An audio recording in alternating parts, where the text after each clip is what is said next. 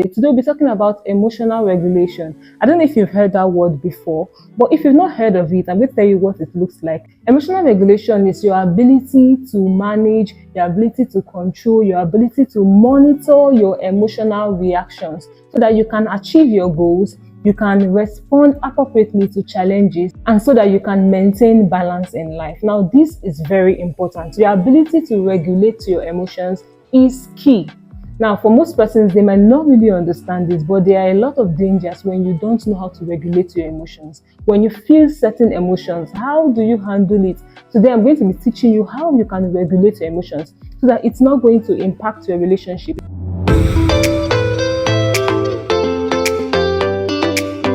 Welcome to So Heaven, a safe place designed to help you break limiting beliefs so you can make better decisions and become the best version of yourself. If you're just coming here for the first time, welcome, right? Do well to subscribe, very important, and share this video. The dangers of not being able to regulate your emotions, there are a whole lot.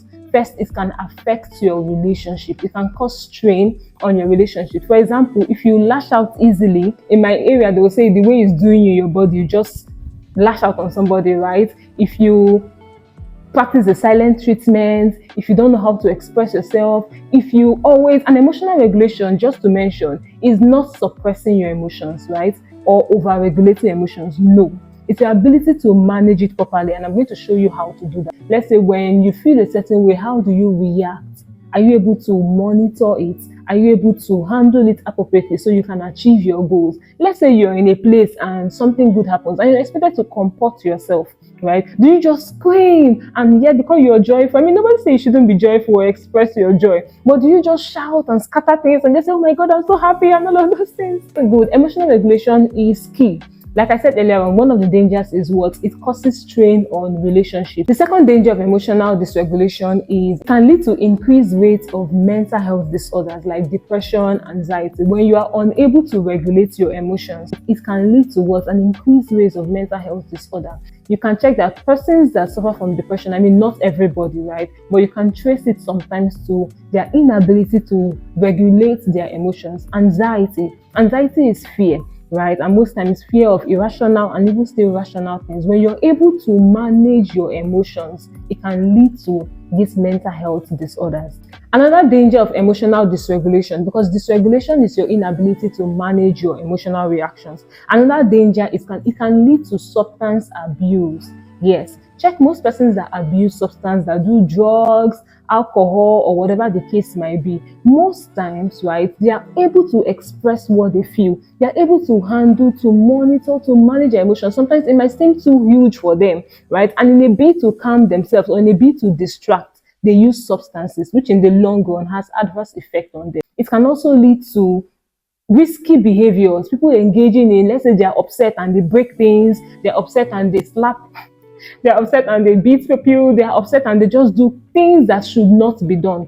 They're upset, let's say they are driving, and I mean, of recent we heard of a, in quote, celebrity, right, that was feeling upset, sad, and ran into something on the road, right? Even though it was this, whether it's a skit or whatever the case might be, right? That is an example of emotional dysregulation. In the midst of the emotions you're feeling, you should be able to manage yourself, right? You should be able to monitor, you should be able to check, okay, this is escalating, right? And if possible, call for help. Another danger also is self-harm. Sometimes they just feel like, oh, harming themselves will stop them from feeling that emotion that they're experiencing. But that's not the truth. You might even feel worse, right? Guilt is going to come in addition to frustration and all of those. It's just going to triple that strong emotion that you are having. Like I said earlier on, I'm going to teach you how to regulate your emotions. So are you ready? First and foremost, if you have not subscribed, what are you waiting for? I mean, subscribing just gives us more audience, right? And do well to like and share your thoughts also in the comment box. I would love to know what you are thinking. I would love to hear your suggestions and any other thing you want me to talk about. Now, the first way you can regulate your emotions is by naming your feelings. Being able to name your feelings. Your ability to name your feelings, it gives you an upper hand when it has to do with emotional management and all. You should be able to name what emotion that you are feeling at any point in time. Can you differentiate when you're feeling anger? Can you differentiate when it's sadness? Can you differentiate joy from love? Can you differentiate jealousy from guilt? right? You should be able to name your feelings. Once you're able to do that, you're already way ahead, right, in emotional regulation. Be able to name your feelings. So take time. And how can you achieve that? You cannot achieve that if you don't take time to sit by yourself, right? If you're always in a hurry. Your ability to sit by yourself, meditate, reflect, journal, right? That way you're able to reflect, okay, today, what did I feel today? What were the emotions that I felt today? I reacted this way to this person. What was I feeling? Right? Was it love? Was it anger? Was it guilt? Was it fear? I mean, there are a lot of emotions. Was it disappointment? There are a whole lot of emotions. You should know your emotions. Two, your ability to validate now, right? One thing to name your emotions and another thing to validate. So once you've identified that this is what I'm feeling, then validate it. It's okay for you to feel those emotions. It's not a sin, right? It's what you do with these emotions that now matter. It's okay to feel it. So you've been able to name, okay, I'm feeling frustrated, or the emotion I'm feeling is frustration. Then you begin to trace. But first, before I get into that point, validate. Don't beat yourself. Don't judge yourself for feeling those emotions. Even if it's jealousy, even if it's maybe rage, right? I mean, it's an emotion and it was put in you as a checker. Right? God put those emotions so that you can be able to check that, okay, something is happening that I need to work on, or something has happened. Imagine if we were emotionless beings, if there's any word like that. You can't express when you're happy, nobody knows. When you're sad, nobody knows. And even you don't even know. I mean, to be a boring word, right? So God put those emotions in us as checkers to help us check and know what's happening when things are going wrong or when things are going right. The third part is identifying triggers. You should be able to identify, okay, what is triggering this emotion? And I've always said it and I'll say it again, right? For every emotion we feel, most often than not, there are thoughts that are responsible for those emotions. There are thoughts in our mind that are responsible for those emotions that we are feeling. So identify, what is the thought that is sponsoring this emotion? What perspective of life do I have that is making me process things in this way? So somebody steps on you in the office and you are angry all through that day and everything. Why am I holding on to this? Did the person stepping on me make me feel less of myself? Did it reveal an insecurity that I have inside of me? Why am I reacting? You should be able to identify the triggers. So it's not just the action of that person, right, that made you upset. No, it is how you interpreted what they did.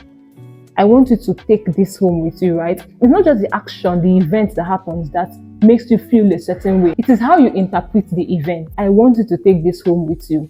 So being able to identify your triggers is another step for emotional regulation. Now, another part of emotional regulation is your ability to adjust your emotional responses and the duration. So how do you react or respond when you're feeling certain emotions? Remember, the first is name your feelings or emotions. The second is validate them. The third is identify triggers. And the fourth is being able to adjust your emotional response. So you're coming to me, Ella, oh, I normally do this. This is the way I react when I'm upset. This is the way I react when I'm overjoyed.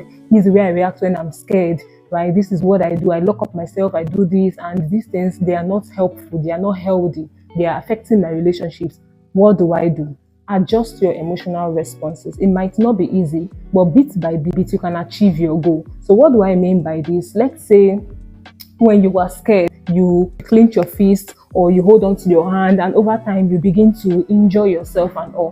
How can you adjust that? But it's a reaction to the emotion that you're feeling. How can you adjust that? You can find an alternative. What can you do instead of clenching your fist or holding your hands, right? What can you do that can help you? You can practice the breathing exercise or the breathing technique, and later on I'm going to show you that. Or you can practice the grounding technique. There are different things. Find an alternative, a coping mechanism that can replace that unhealthy emotional reaction that you have before. When you're angry, what do you do before? Do you break things? Do you lash out on people? Do you engage in behaviors that you're going to regret later?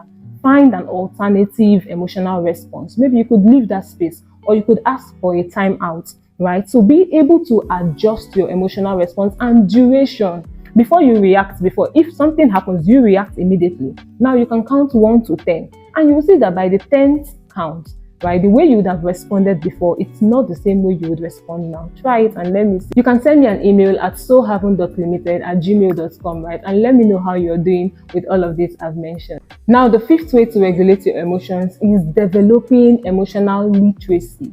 I mean, just like the name, right? Emotional literacy. Be able to express yourself. I mean, we all have relationships around us. It could be your parents, your siblings, your romantic partner, your friends, colleague, be able to express, learn, and that's effective communication. And maybe I'm going to do something, make a video on that. Learn how to what? Express yourself, your emotions. Learn how to tell them, oh, I feel this way. I mean, I've been thinking about this and this is how it makes me feel. I mean, let's say you're feeling anxious. You'll be able to communicate to your friend that, oh, I'm feeling anxious. And it first starts with naming your feelings, being able to name your emotions. When you're able to name the emotion that you're feeling, then you can what? You can now express or communicate it better.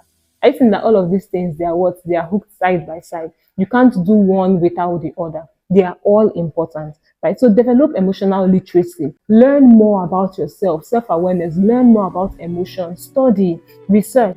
Why do I feel this way? What are the different kind of emotions? You need to know how to name them so that you can express better. Now I'm going to share with you some coping mechanisms that you can use, right? While you're in the process of practicing these things I've said, some other things you can just use to help yourself in regulating emotions. Now, one is mindfulness. I know you must have heard of it, right? It's being present, bringing yourself to the present. I think that's the best way I can describe it. For most persons that struggle with anxiety, it's either they're caught in the past or in the future. What could possibly happen? What's the wrong that could possibly happen? Or what has happened before that would affect me now? Most times they are not in the present. So being able to bring yourself to the present helps a whole lot. And there's something called the grounding technique. Basically, what the grounding technique is, it helps you come to the present. So 5, 4, 3, 2, 1, look around for 5 things you can see. After that, 4 things you can hear, 3 things you can touch with your hands, 2 things you can smell, and 1 thing you can taste. By the time you do all of this, you come back to the present and you're able to manage the emotion that you are feeling way better.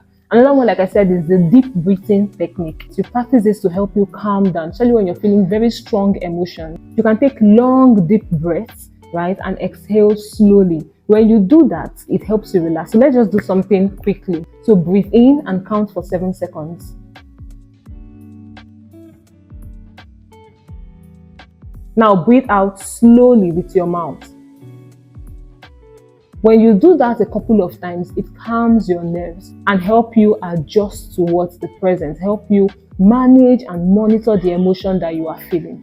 Now, if after listening to all of this, you still struggle with regulating your emotions, you can book a session. I'm a psychotherapist and I'm willing to assist you in your journey to emotional wellness. You can book a session with the Gmail account I provided earlier on. I'm going to be providing more information in the description. Also, if you found this video helpful, then share it with people around you, especially those you notice they struggle to regulate their emotions. Maybe they act in a way that, I wish this person had some sort of help. You can share this video with them so that everybody in your space can be thriving in their emotional health. And like I said earlier on, please do well to leave your comments in the comment box. I'll be reading them. I just want to hear your thoughts. What do you think about this? What are you picking out? What are those things that stood out for you that, oh, I never really knew this and you're going to be practicing? And any other thing you want me to talk about. I remain your host, Emmanuela Ismeme Udwebulu. I'm a psychotherapist and it's my responsibility to help you break limiting beliefs so that you can make better decisions and become the best version of yourself. Till we meet again, thank you for staying up until this time. Have a lovely day or night.